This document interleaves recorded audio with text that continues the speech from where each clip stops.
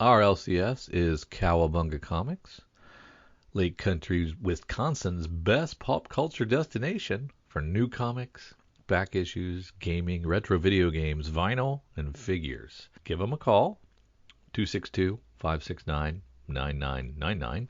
Check them out online at cowabungacomics.com or follow them on Twitter at Incredical.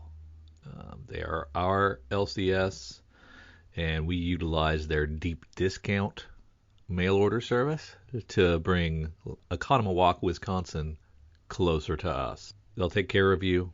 Tell them Drew and Kyle sent you. Say hi to Eric and James from us. If you need an LCS, you can't go wrong with Cowabunga Comics. In a world ravaged by war and chaos, a group of survivors must band together to brave the dangers of a post-apocalyptic landscape. The year is 2000, and the world has been plunged into darkness. The nuclear fires have burned out, leaving behind a wasteland of ruins and radiation. But amidst the rubble and despair, a glimmer of hope still remains. Join Dork Day Afternoon as they face off against marauding gangs, enemy soldiers, and even the harsh elements themselves in the world of Twilight 2000. Will our heroes survive the challenges ahead? Can they keep their own humanity intact? Or will they succumb to the harsh realities of life after the end of the world? 2 past midnight. An actual play podcast by Dork Day Afternoon.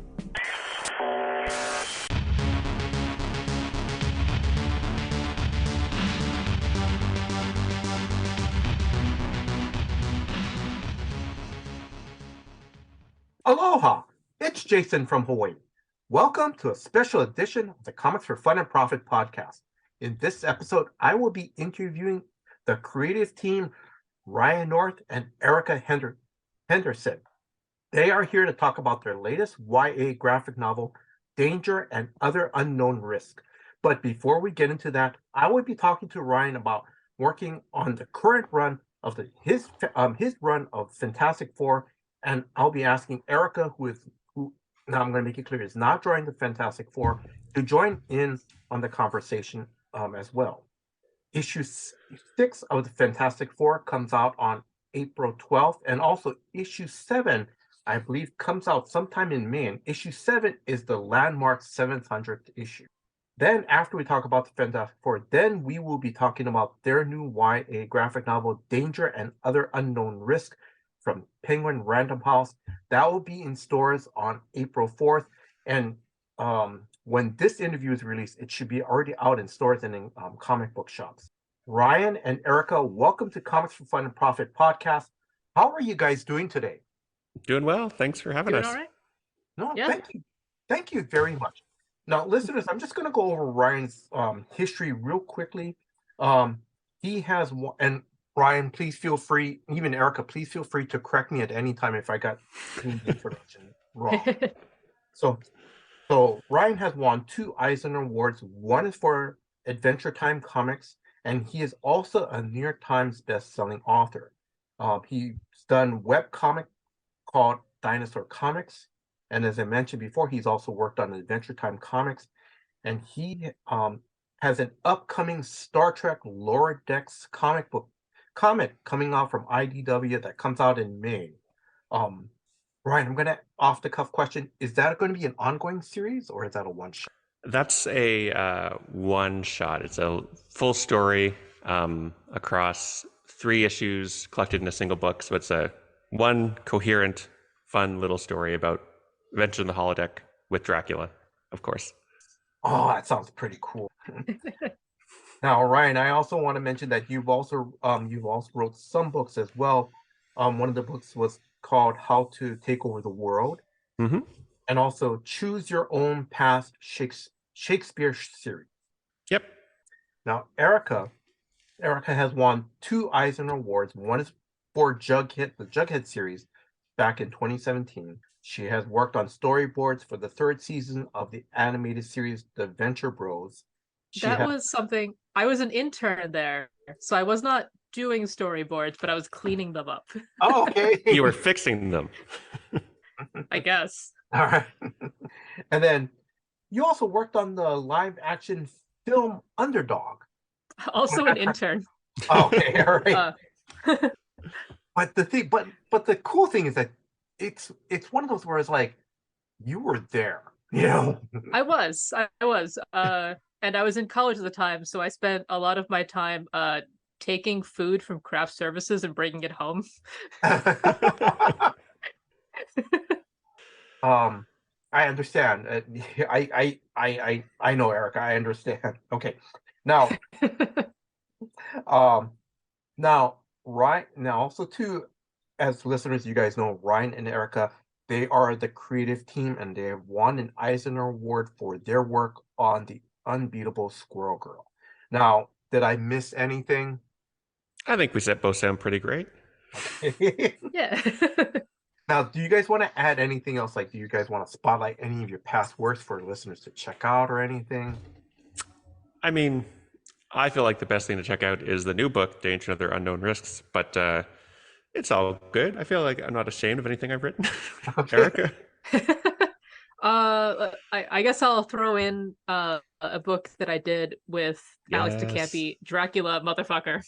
It's it sort of based in 70s exploitation film Dracula story that's also about use of power, which Dracula is already about largely, but Yes. with maybe less of the foreigners are scary part of the original novel. Erica, now I want to check out that book. I do. All right. Ryan, I'm going to start off with you. Where can listeners follow you on social media?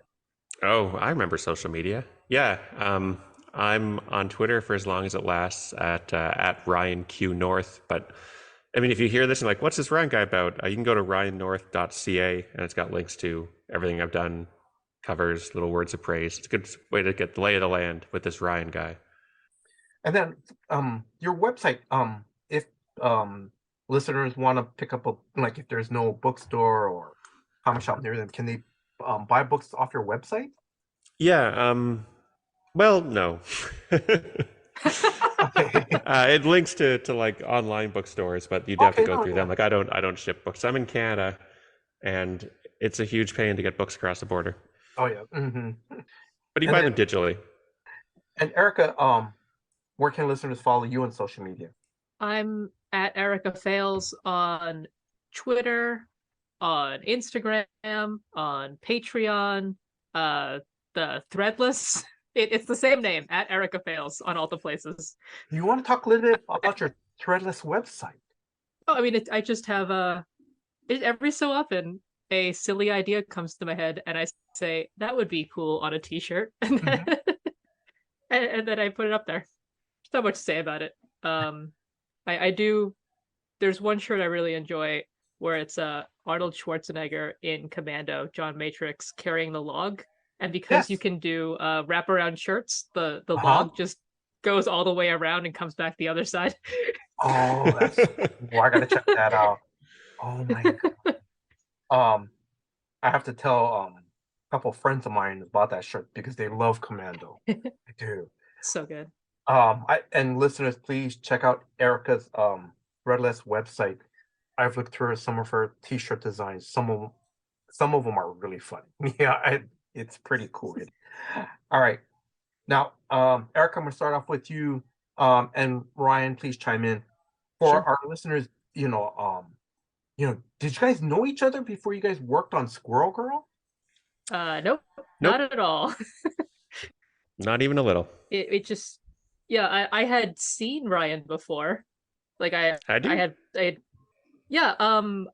went to the first Topodicon, and really, I saw you on that weird panel where you talked about selling T-shirts, and everyone was like, "I don't know what this is," including the people on the panel, which was you and someone else.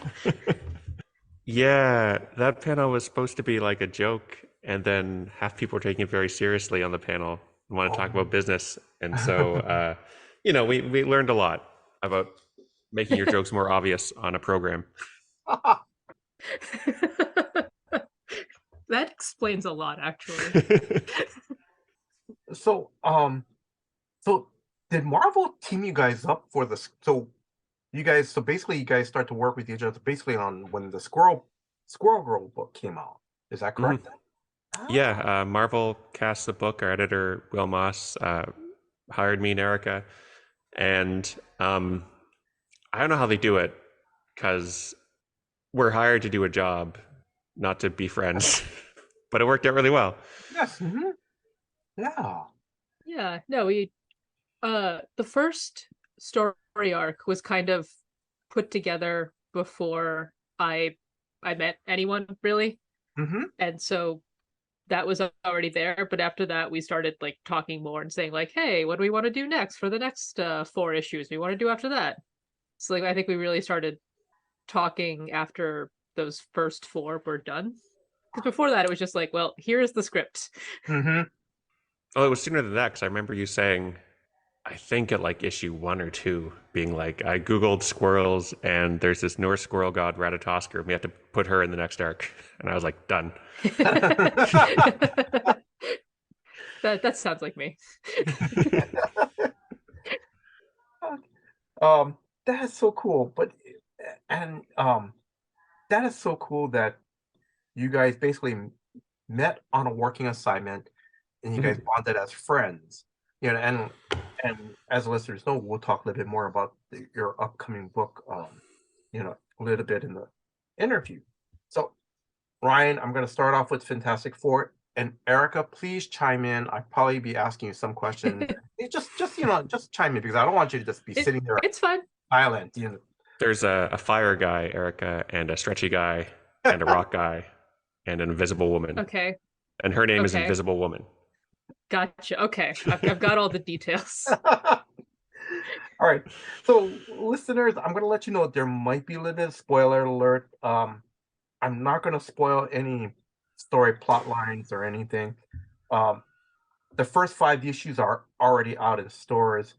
If you're willing to wait to read it on the read it in trade on Marvel Unlimited, you can skip this section and move on to Ryan and Erica's other book that we'll talk about later in this podcast. So Ryan, I'm going to ask first dumb question: How big of a Fantastic Four fan are you? Am I or was I? I'm a huge Fantastic Four fan now that I'm writing them. I feel like it's funny. I mean, that's the honest answer. But I feel like I always knew about them the same way I always knew about Batman and Superman and Spider-Man and these other characters just from, cultural osmosis. But I remember I read an interview with my friend Chip Zdarsky at one point where someone's like, what's your pitch for this character? And he was like, I've literally never thought of a pitch for a character until I'm starting to write them. Like, that's the same for me. Like, I don't sit around and be like, what would I do with Fantastic Four? Until you get an email saying, hey, what would you do with Fantastic Four? Give us a pitch. And then you're like, oh, what would I do with Fantastic Four? What's the big idea here? What do we want to do with that? And I had the advantage that the most recent one with Dan Slott was super huge, super cosmic, all this big stuff. And I was like, I'm never gonna beat that. So let's do smaller, self-contained stories. Let's make it like, 60s Star Trek, where 4 weirdos roll into town and they see a weird thing and they fix it and they help people and then they roll on to their next adventure. So that was basically my pitch of let's do it smaller scale stories with the characters and have fun with them. And that's what it is. It's weird science stories with a stretchy guy, a rock guy, an invisible woman, and a flame guy. I'm gonna say it really works. I've read the first issue. I read the first issue. It had a lot. It had a lot of heart to it, and also too, it like you mentioned, 1960s science fiction. It also, I'm not spoiling anything, but it also there was a little Twilight Zone twist towards the end. But then you just didn't end it there. You continued the story to show what happened afterward, and that was great. Thank you. Like you mentioned, the small stories, even second issue, that was a little bit heart-wrenching. Oh, great! That's what I was shooting for. It was very touching. It's very moving. Great. And yeah, I mean that's the joy of these characters, right? Is that there's so much potential there with who these people are. And end of the day, they're just people with strange powers trying to make good use of them, trying to help people. And so you can do stuff like, what if there was a town populated entirely by robots? Yes. Let's go investigate that. Oh, they're all Doombots, even better. Let's explore what you can do with this. So yeah, I think it's a It's fun. It's really hard to write, honestly. Mm-hmm. I found it's fun, but it's so hard because, like with Squirrel Girl, Eric and I would have usually a 4-issue arc and then a 1-issue standalone, then a 4-issue arc. And so new stories, new plot lines would have to be once every 4 months, and then once a month, and once every 4 months. And I had this nice cadence to it. Mm-hmm. Fantastic Four with these one-shots, it's a new story every month. Yes. And so there's a lot of me going on walks and be like, what am I doing? What's the cool sci-fi idea here? Mm-hmm. So it's hard, but I think it's making some cool stories, and the characters are great, so I'm enjoying it. Oh, okay. I think there's also just like a big craving for smaller stories right now. Like they're in so many, just in all areas, like movies, television, and like the comics. It's like everything is at a cosmic scale, and it's a little alienating and a little tiring. Like It can be exhausting. everyone lost their minds at the Hawkeye show. It was just like a crime boss. That's all you had. and it was like, oh yeah, these people are like sitting around being sad and fighting like a dude, and then everyone went insane for it. Yeah, but Erica, I understand because when they rebooted Magnum PI, I love the original series. It was all standalone stories. Sometimes there'll be standalone stories, but sometimes they'll be dropping little hints of there's a bigger plot line towards the end. But the Magnum PI, it seemed like I think the reboots, or even actually the Hawaii Five-0, when they rebooted that show, all of a sudden there's this huge background story of Steve McGarrett, his dad. There's got to be conspiracy, and it lasts for not just a season, but kind of carries on for 2 or 3 seasons. And there's some episodes that are great, and then there's some that are just fillers, and you're going, okay, what does this have to do with the story? I think the ideal is still the Deep Space Nine. We have a overarching story, and then every so often we stop to play baseball. Yes. Yeah. We're gonna go play baseball on the holodeck, and then we'll get back to like the ethics of genocide next episode. Yeah. All right. Sorry, Ryan, I'm going to continue on. How did you get this awesome writing assignment? Well, you already said you got an email. So Yeah, I got an invitation to pitch. So that is basically, what would your Fantastic Four look like? And you go for a walk, you think of what you're interested in, a book you'd want to write. And there's the exact same thing with Squirrel Girl. I got an email from Will Moss saying, hey, hypothetically, what would your Squirrel Girl comic look like? And with that, I was like, I'm not Squirrel Girl. Is she the one who talks to squirrels? Like, I didn't know a lot about her. And so I had to take the weekend, I researched it, and that weekend I'm like, yeah, I want there to be a Squirrel Girl comic. I want to be the guy writing it. So I had this whole pitch. And I'd gotten better pitches since then. My original pitch for Squirrel Girl was just about Squirrel Girl. And Will was like, this is great. Does she have any friends? Is there a cast? Is it just her? What are we doing here? And so for the Fantastic Four pitch for my editor, Tom Brevoort, I said, here's the other people. It helps. There's 4 main characters, 5 really. Yes. 9 if you count the kids. So there's lots of characters that are going to come with their own supporting cast. And just outlined what I want the book to feel like, the kind of thing I want to write about, some brief sketches of storylines, like what if there's a town full of robots? What if there is a time loop? This sort of stuff. And the hints at the overall story that we could have running the background, Deep Space Nine style, of here's where they are, here's what's happening. And that's it. And we did a couple of revisions. And at some point I was like, we're on revision 4 here. Is this happening? Like, oh yeah, sorry, we forgot to tell you. Yeah, this book is happening. So that was good. That felt good. Ryan, in issue 3 with Johnny, there's a deep callback to John Byrne's run. In issue 5, you brought back my favorite villain team that did a cameo, the Salem 7.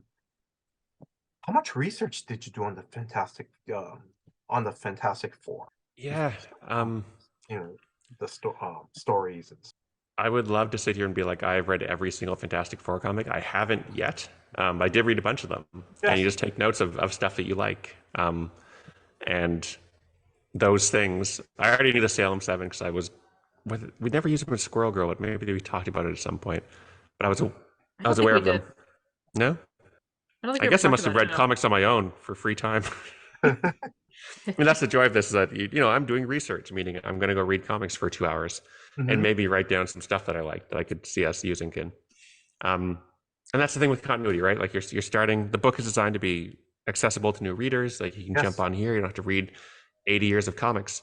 But also, I don't want to be the guy ignoring those 80 years of comics. Like they happen, they matter, and continuity can bring this fun stuff. So things like that, where we get to bring back this guy from the 80s. If you haven't read that comic, it doesn't matter. But if you have, you're like, oh yeah, this guy, here's what he's up to. He's still a dick. Yeah.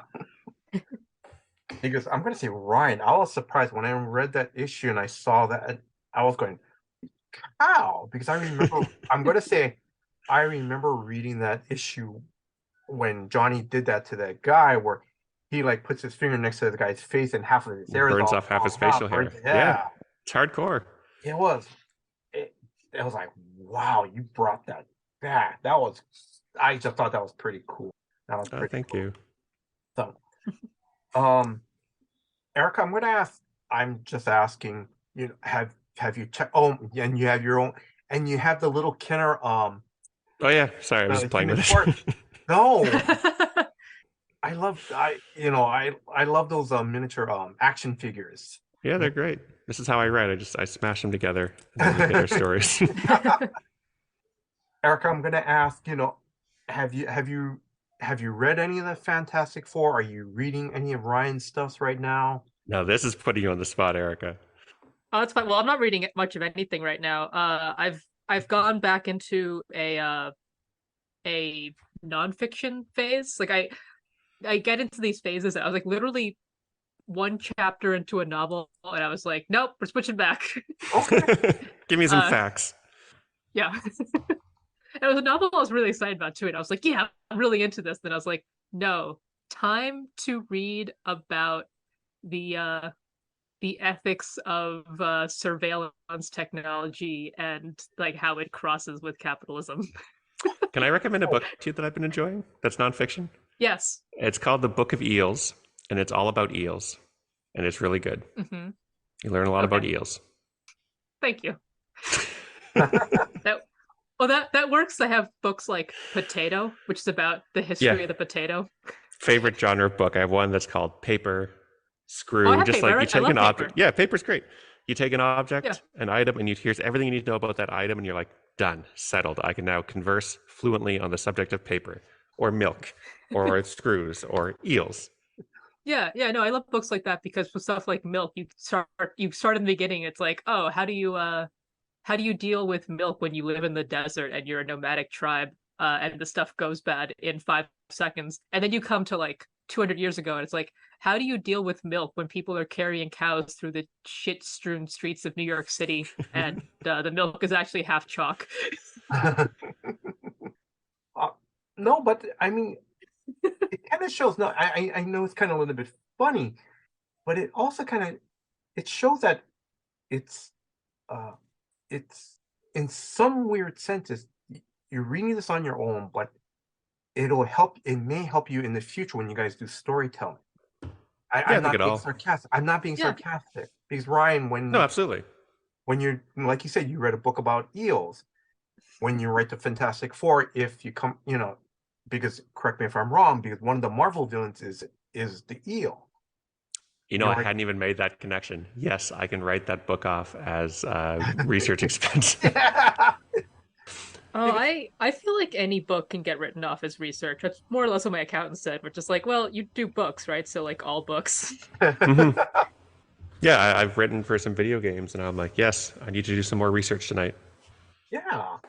So, I'm going to start following. I'm going to ask a couple more questions about the Fantastic Four, so I can move on, and I want to move on to your guys' great book. Ryan, in your scripts, do you ask your artists? I'm going to try to pronounce your artists for the first 4 books. Iban Coelho and Ivan Fiorelli. Mm-hmm. Do you ask them to push the limits of what Mr. Fantastic can do? Yeah, I maybe too much. There is a part in issue 5 where Mr. Fantastic stretches himself through another physical dimension. And I remember on the cover, I was like, Alex Ross is doing the covers. And I said, okay, well, let's have Mr. Fantastic. Let's have Fantastic Four being stretched across 4 physical dimensions for this cover. And I got back a note from Alex. It's like, how do you draw this? what is this? And I was like, no, I'm sorry. I mean, I'm asking you to draw 3-dimensional characters in a 2-dimensional medium going across 4. Like, that's impossible to draw. But what he did with that note of how do you draw this, came back with 3 sketches that were all really cool and got across the idea. And I was like, this is amazing. So it is, in a sense, I'm asking a lot of the artists, but also like there's no wrong answers because no one really knows what that looks like. So I think as long as it looks really cool, I actually included some YouTube videos of like shapes moving, 4-dimensional shapes being projected onto 3-dimensional space and how they would move when you rotated them. One was this 3D model of a horse that sort of turns inside out and looked really cool. So I'm not throwing them to the wolves and being like, draw 4 dimensions, but I'm giving them some inspiration of like, here's the weirdness that happens. We can play with this because there's some magic involved. I think a book like Fantastic Four, you should have that sense of wonder once in a while, like blow people's minds a little bit of, oh, that's really cool. Because it blew my mind. I remember hearing about 4-dimensional shapes and like realizing how easy it is to imagine 2 dimensions and 3 dimensions, and then the complete wall I hit trying to imagine 4 dimensions and being able to push past that. You could have sent them a link to the sequel to a Canadian thriller, Cube. Hypercube. Hypercube. I have opinions on the Cube series. I like it. But I don't think Cube 2 really Hypercube is mathematically accurate. What? Because it's the 3D parts of the cube that are moving, right? That one, the rooms are moving around. I know. It's not math. I like how you're making a joke, and I'm like, but seriously though. I have to say, Ryan, going back to issue 5, it's incredible what you're doing with Mr. Fantastic, because what I've seen Mr. Fantastic can do is either he can stretch, he can go through tight spots, he can make his fist into a mace, but that's it. And but like that was mind blowing where you see like he's like it's almost like 4 there's like you said, there's 4-sided Mr. Fantastic, and it's like he can do that. It really I think imagination. I think that's the thing with all of them. I think some people who don't know the Fantastic Four that well kind of dismiss them as like, oh, they're boring. Like I make the joke all the time. There's the fire guy, the rock guy, the stretchy guy, the invisible woman. But all of these powers have so many cool uses that don't done that often. And in the early issues, they kind of were. There's an early issue where Thing gets mad at Mr. Fantastic and so stuffs him into a test tube, like compresses him down into a tiny test tube. And that's great. Like being so angry, you smush your friend into a tiny test tube until he says he's sorry and then you let him out again. That's fun. And you don't see Mr. Fantastic shrinking like that anymore. But the advantage of reading these old comics, both for research and for fun, is that if I want to do something crazy like that, I've got this reference like, oh, he can do this. He can change his face. He's changed his hair color in this issue. Like there's... I think especially Reed, he kind of gets dismissed as the boring one because he's smart and he's stretchy, so he can reach things from across the room. And that's got to be the least imaginative use of a stretchy power is to not have to cross a room to get a vessel of water and bring it to your lips. So now it's my turn to get obsessive. So what, does he like thin out the pigmentation in his own hair, like to change the color? Does he like... So I think what he's doing that way? Yeah, I think what he's doing is things are colors because they reflect certain wavelengths. And I think he's stretching out the parts that are reflecting light to make them lighter or darker by stretching or compressing, like a balloon, right? If you stretch it, the color gets thinner. If you compress it, it gets thicker. And I think he's doing that far enough that he's stretching across the visual spectrum to change colors that way. I mean, this is comic book science, but that's how I justify it. Sure. Now, Erica, this question is for you. Will we see you guys team up for a Fantastic Four story in the future? Yeah, Eric. But I don't know. No one's asked me. Okay. If you get a call from Marvel going, hey, we need a either a one story or two story to fill in. Ryan will be writing it. I mean, you get the call from me. I think I'd be like, Erica, do you have a couple free months? Yeah, I mean that's sort of basically it, right? Like when I get the call, do I have a couple 3 months? But like I would, like if I have a couple 3 months when that call comes, I would. That's I feel like that's always how it is with work stuff. Like I am about to look over a contract for something, and when we were talking about it, the person who's writing it was like, yeah, we've been talking about doing something for 6 years, and like this is finally it. And I'm like, yeah, when I just think with Kyle Starks, it was like we were talking for 6 years. It just when everyone has these weird schedules, you just have to like wait and wait and wait for the planets to light up. Yeah, yes. No, I have some understanding about that, but yes. And then Ryan, off the cuff question, and I'm just joking. So if Erica does a one-shot story, standalone story with you, are you going to make Mr. Fantastic change his hair color in that one? I just have a huge sequence explaining how it works, just like a 10-page sequence. Yeah, that'll be the whole thing. Remember when I changed my hair color? Here's how I did it. 20 pages later. Thanks for listening. Bye. I would just, because of my current obsession, or current, it's always a constant obsession, but I'm thinking about it more lately. It would have to be about Time Cube. I'm sorry, Time Cube? Time Cube. Boy. So his life, from what I've read, is wild because he had a couple apprentices that he then accused of betraying. But I feel like we need to explain what Time Cube is. Yes. Yes. And why people know about it. Erica, please take it away. It's a website from like the early days of websites when you had to like, learn how to know HTML to do anything, even to like have an angel fire. And it's about this guy's math and scientific theories about Time Cube, but it reads like if someone in a movie came across like the serial killer's lair and found their journal, but it's all about like Time Cube. But it's just written in this way where it's like, oh, this person's unhinged, and it's all sort of free flowing thoughts. It's written as if you, the reader, already have some idea of what Time Cube is. Like you're being brought into something. It's just the experience of looking at it, like, makes your brain tingle. It's so absolutely weird. Inscrutable. Like the words are all pretty simple. So like I will figure out what a time cube is, and then there's diagrams, and I feel like a mouse looking at like blueprints for the space shuttle. I'm like, I don't understand any of this. What were you saying about the guy? Oh, last time I was reading about him, he had a couple apprentices who were like, we're big into time cube and please teach us more. And as I recall, they kept ending with him accusing them of betraying him in some way. Like it turns out a guy with a crazy thing about time might not be the most stable person to form a relationship with. All right. Well, that's Time Cube. All right. All right. Let's move on to danger and unknown risk.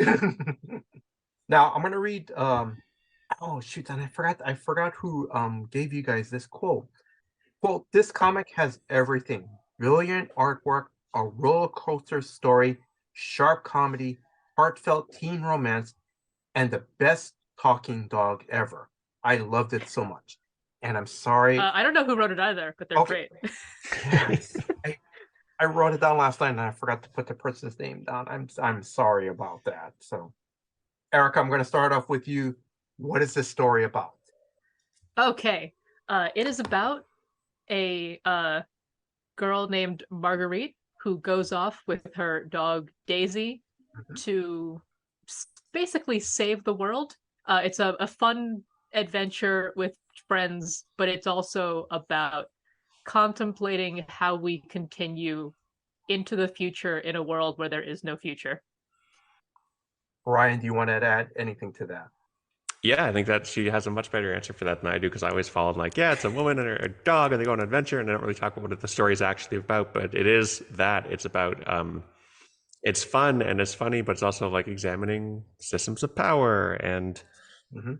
Well, we owe to each other, and all these things that really interested Erica and me. The book had its origin with us talking about stuff we like, stuff we don't like, and we both had some strong opinions about chosen one narratives and this idea of like being special based off dint of your birth and having this foretold destiny and all that stuff that kind of rubbed us both the wrong way. We want to tell a story that's not about that, that's kind of examining that and having fun with the idea of being raised from birth to complete a quest. It's a very twisty story. There's, I think, maybe one chapter in, you're like, I know where this is going to go. And then by the time you're at the end of the book, you'll be like, I did not know where this was going to go. And I'm glad that it did. And then, before I forget, Ryan, thank you very much for an advanced reading copy. Listeners, I've read it. I love this book. It's really great. Thank you. Before I get into saying what I really love about the book, I want to keep going a little bit more about to let listeners know, like I want to ask, like, for our listeners, we already said Daisy is a dog, but Daisy is a little bit more than a dog that just kind of accompanies Marguerite. And like, can you guys talk a little bit more about Daisy?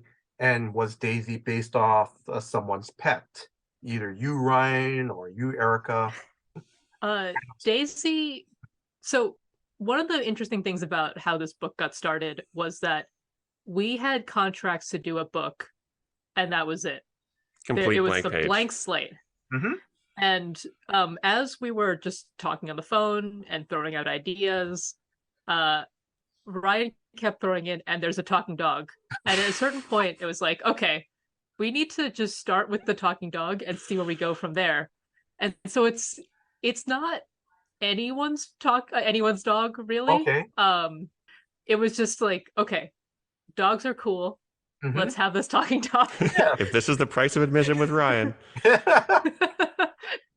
But it's funny because that's where a lot of the story, we had a conversation about this earlier this week, and I realized that that's where a lot of the decisions from the story came from. Like once you start with the talking dog, then that implies, okay, well, we have this fantasy setting. Like a lot of the initial choices we made that narrowed down this blank slate, as Erica says, into something that we're actually telling a story, start with this one idea. I have no memory of this, insisted on, of having a talking dog.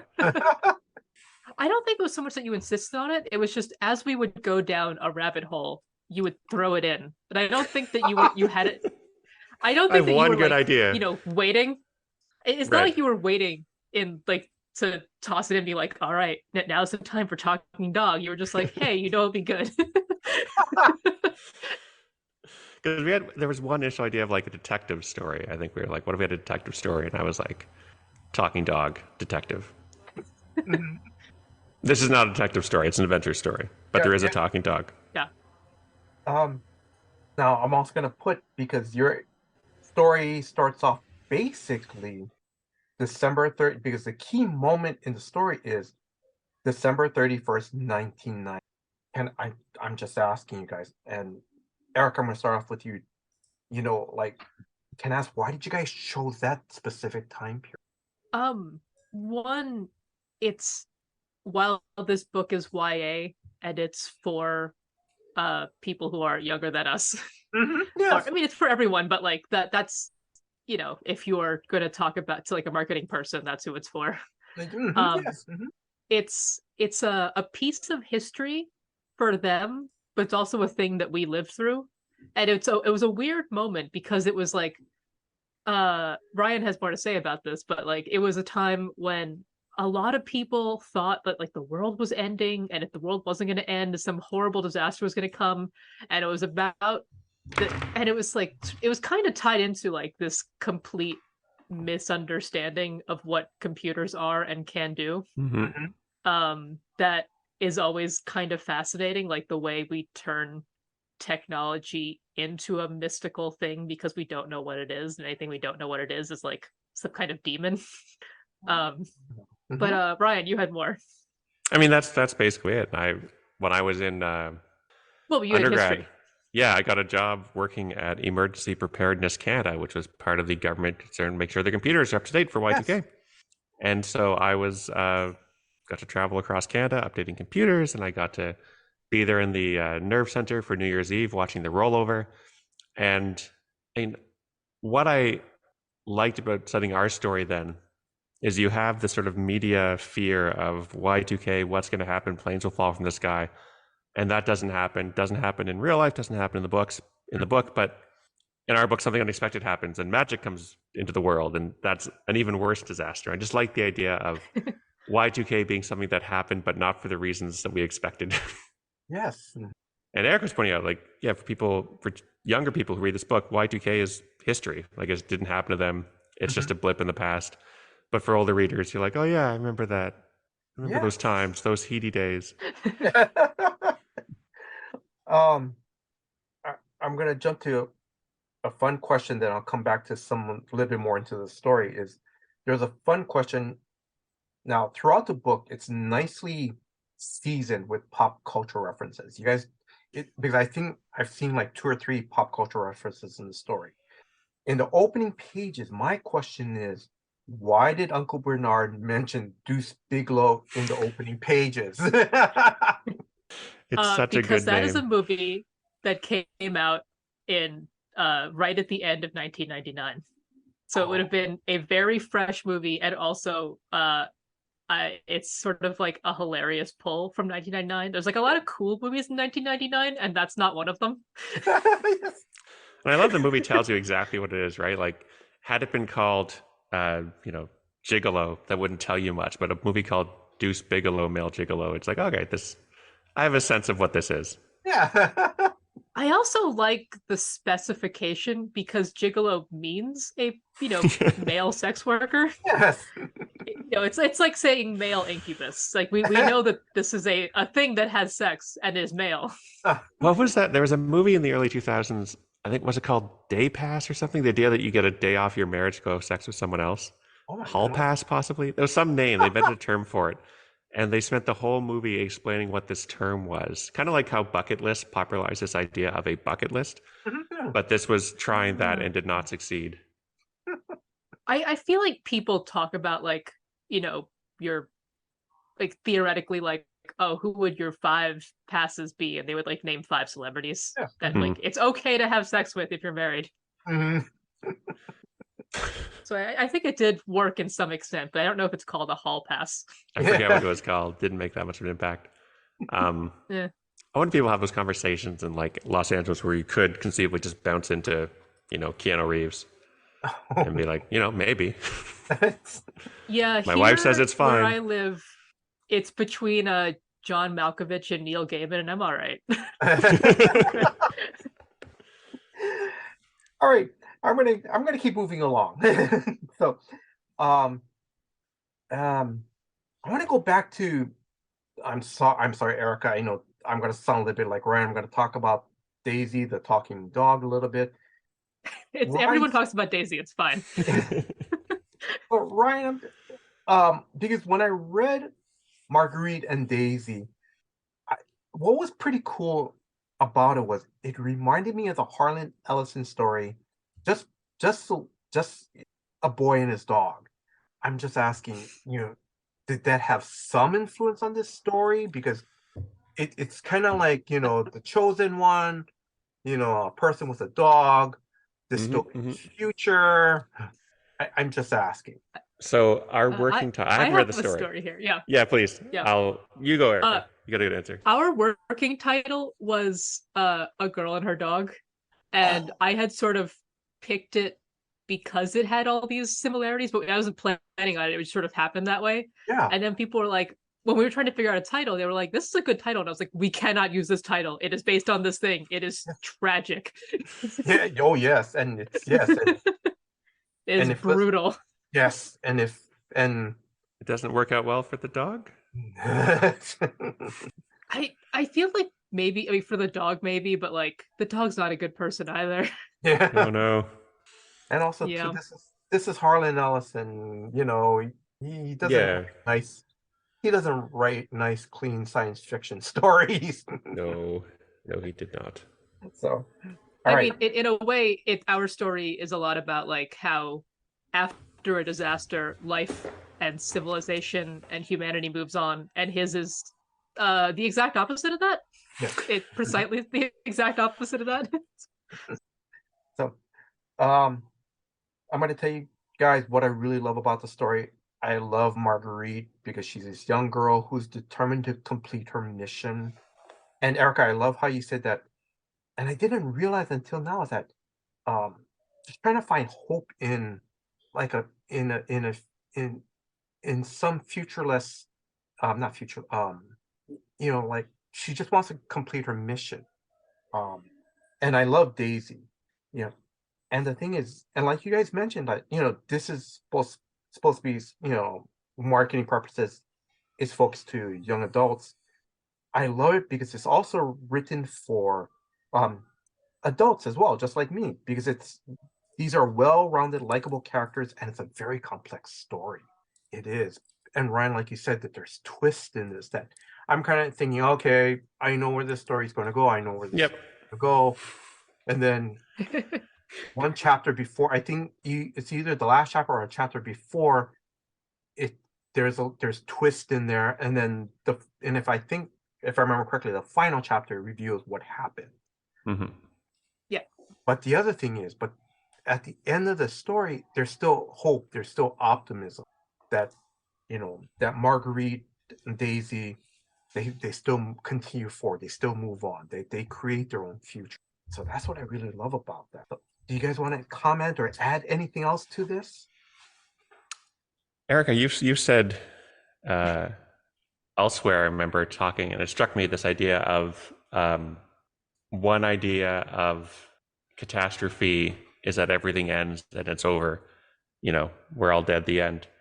But in actual history, like, we survive catastrophes, people continue, and the initial meaning of catastrophe is not disaster, it's just a sudden change. It was apocalypse.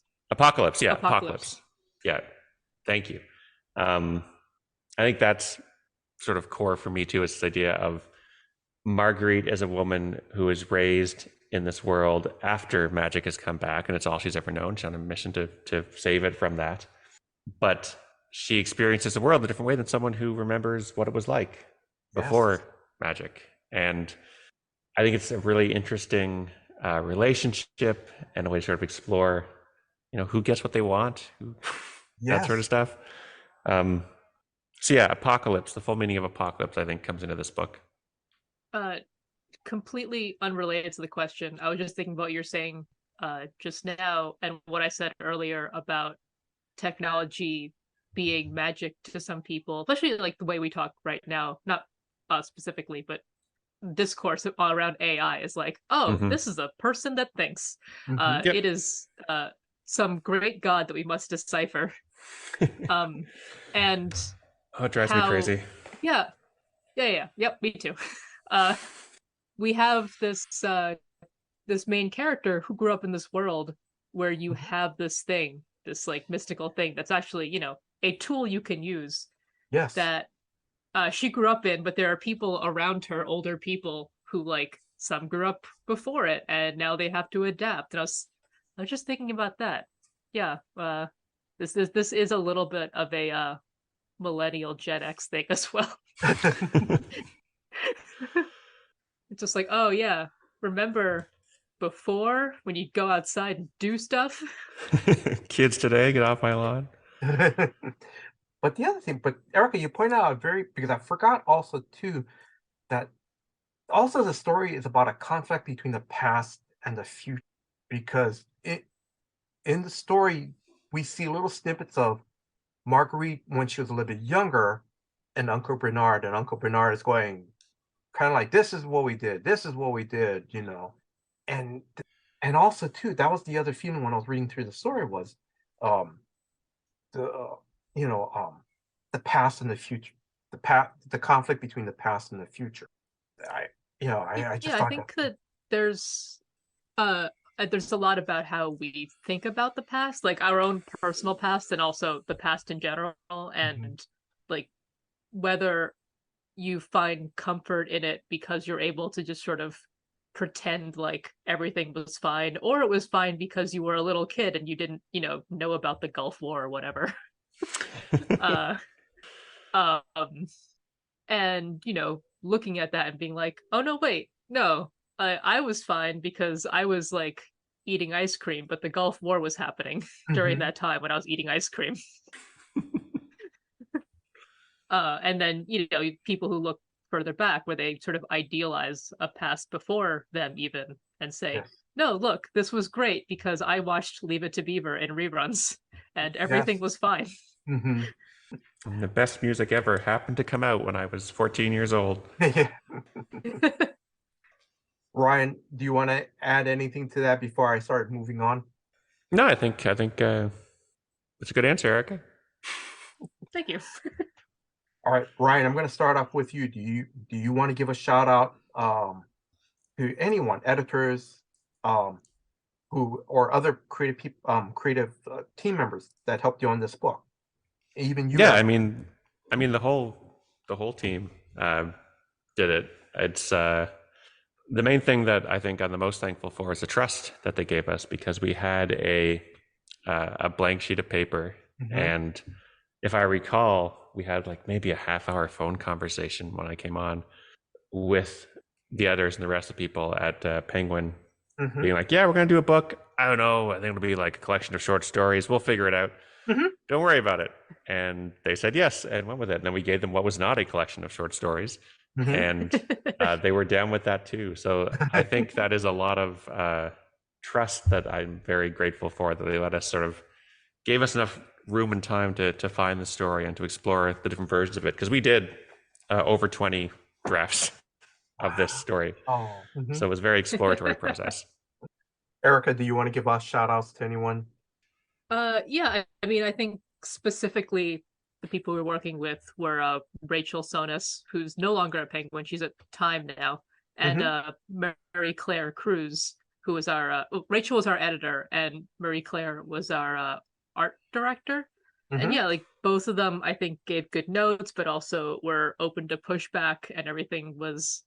It was a good collaboration, nothing... It never felt contentious, and you never know when you're dealing with new people whether or not, they're whether things are going to go bad. And it was all great. Erica, oh, I'm sorry. Continue. Sorry. Yeah. Oh no, that was it.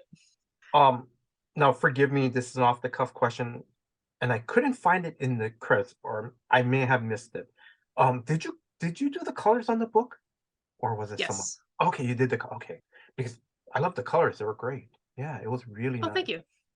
Yeah, I mean, obviously, scene to scene colors will change if you're moving from different spaces, or if, it goes from day to night, which one of the chapters definitely does.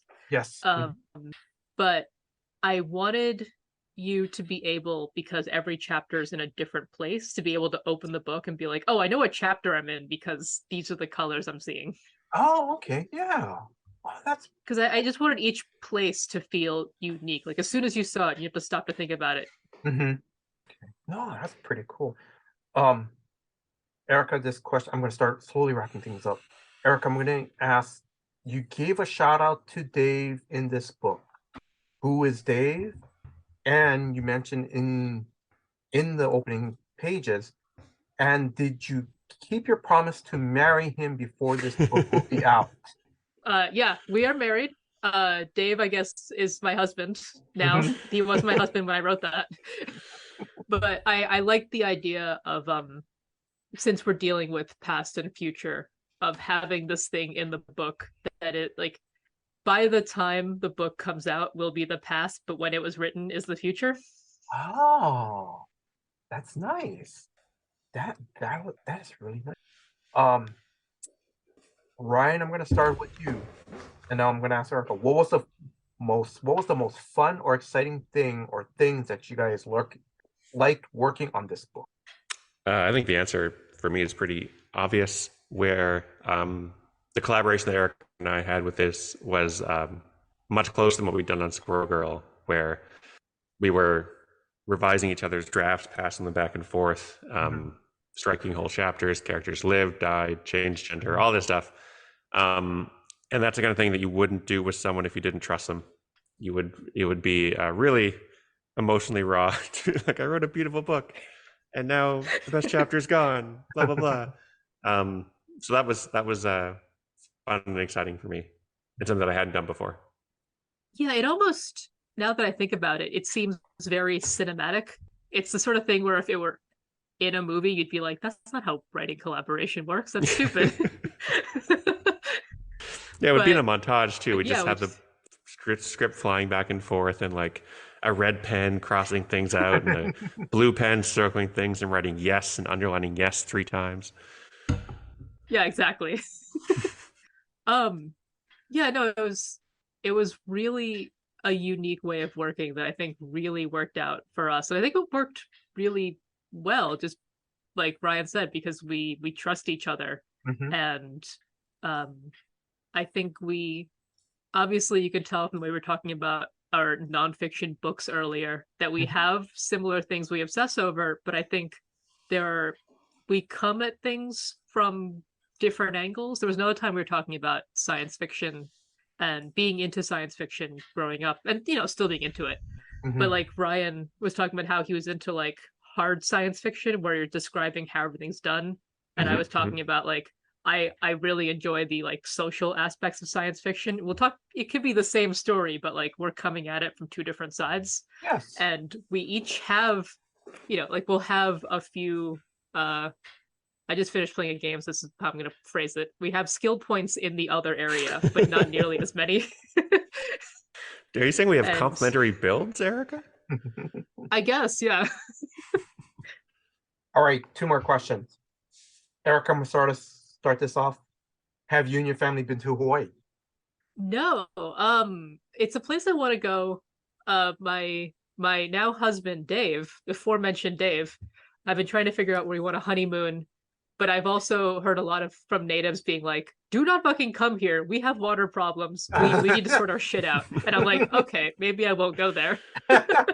So, I would like to, but I also want to be respectful of any like drought issues caused by all these resorts.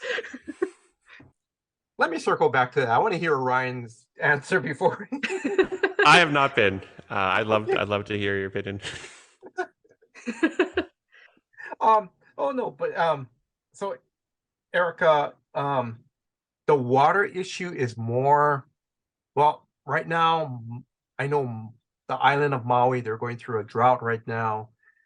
They have been for the last 5 or 6 years. I'm going to say it's Yep. mostly due to climate change.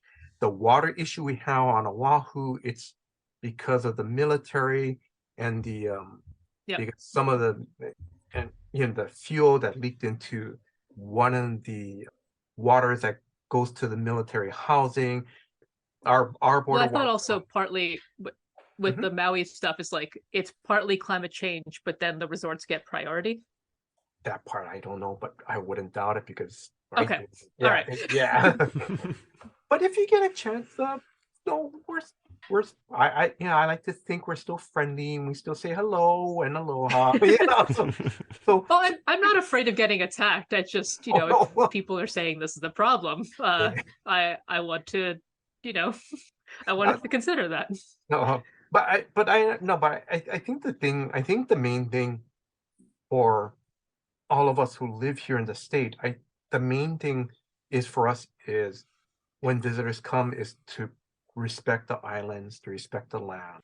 Um, and what I mean by that is because I'm sure, and because like and I'm sure you probably may have come across some stories where the recent volcano activities on Kilauea, it was very beautiful. People came by, they came in droves and everything.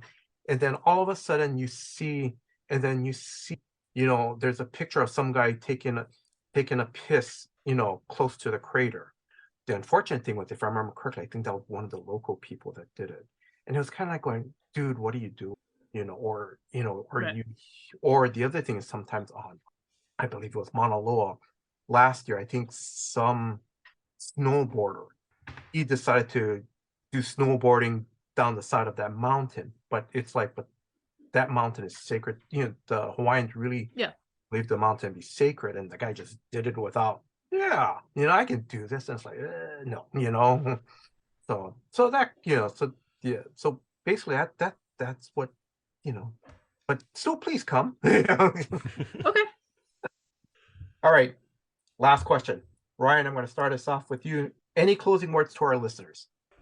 Ooh, that is. I wish I had something eloquent. I guess what I'll say is that Eric and I both really enjoy the medium of comics. I think we both are super proud of the book we made. I feel like I can speak about it almost as if I didn't write it or didn't help write it, because we did collaborate so closely that it feels like it's the work of this other entity called Ryan and Erica. And Ryan North here can be like, oh, check out this cool book I read. It's really neat. Which I only ever experienced once before when I was doing the Slaughterhouse-5 adaptation into comics, because there Kurt Vonnegut wrote it, Albert Montes drew it, and I felt like I could read this book almost as someone who did not script it and be like, isn't this really neat? This is really neat. Here's a cool book. You should check it out. So I will say again, here's a cool book, and I hope you check it out. Erica? Yeah, I mean, it is this very strange thing where it is a really perfect amalgam of our ideas as we got closer and closer to the end, and like things started merging. Like my husband is reading it now that we have our comps, and every so often he'll be like, whose idea was this? Like, I can't always answer that question. Like, and there'll be times where does he say it in an excited way or like an accusatory way? It depends. Like, or we were listening, he listened to one of the interviews we did, or read one, and there was like the divine right of kings was brought up, and he was like, that was you, I know my wife. And I was like, nope, that was not your wife. But yeah, it is a very interesting little object in that way. It also was just great because I got to spend so long with it, and I did all the art myself, and like all the balloon placement and everything. I guess I drew the balloons too, but someone else put the letters down because, I don't know, they have a very specific way they want to do it. But it really let me think about the craft of comics in a way that you can't when you have to do 20 pages in 30 days, 20 pages in 30 days, 20 pages in 30 days. Like I got to sit down and be like, okay, this doesn't work, or this does work. Why is that? I need to know. And I can sit there and think about it, and then, I don't know, write a Patreon post. Yeah. On that, I'm going to close on that. Ryan and Erica, I wish you guys all the success with Danger and Other Unknown Risk. Ryan, I wish you continued success with your run on the Fantastic Four. Thank you. Mahalo to both of you. Thank you in Hawaiian for your time and giving me the opportunity to interview the two of you. Thank you very much. And listeners, I have to point out, I want to point this out because I told Ryan this at the beginning of the interview before we started. I want to thank Ryan because I sent out an interview request to Ryan, and he responded immediately. So Ryan, thank you very much for the quick response. Very much. My pleasure. Like I said, you caught me at a good time. I was trying to keep my inbox down. I'm not always that good.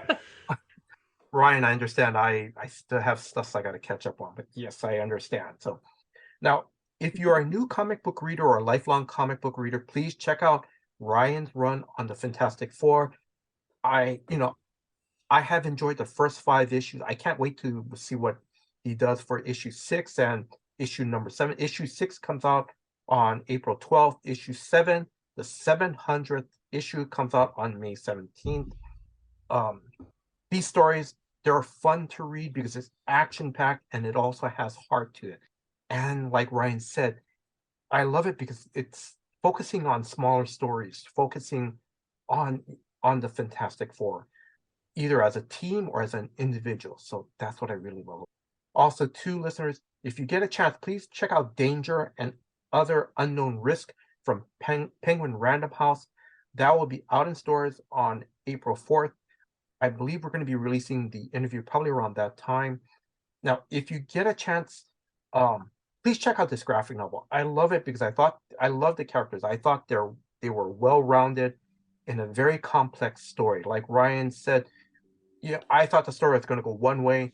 There are twists and turns, and it's great. It really is. Also, too, if you love this book, please share your thoughts on Twitter using the hashtag #UnknownRisk, and don't forget to tag Ryan, Erica, and at Penguin Team. Now, I want to thank Drew, the host of Comics for Fun and Profit, for putting this episode together. Drew, thank you very much for all your hard work behind the scenes. If you are a new listener, please check out new episodes of Comics for Fun and Profit that comes out every Saturday. And I want to thank you, listeners. Thank you very much for your time. Thank you for listening to this episode. Until next time, guys, aloha. Aloha. Aloha.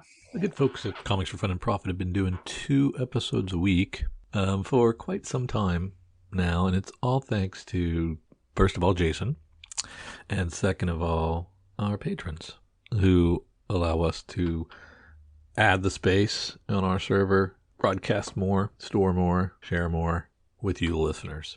I'm envious of those of you who have unlimited storage and media server capabilities. We pay for ours here at the C4FAP. It ain't cheap. We thank you so much for those of you who go to patreon.com/comicsfunprofit and contribute at any level to say thanks, to say, I want to be a part of your Slack channel conversations. I want to get exclusives. I want to get early access. I want to get ad-free access. I want to get swag. I want to get some free stuff. Whatever your reasoning is, we appreciate it at any level because it does make a difference. So from the bottom of Kyle and I and Jason's heart, thank you for contributing.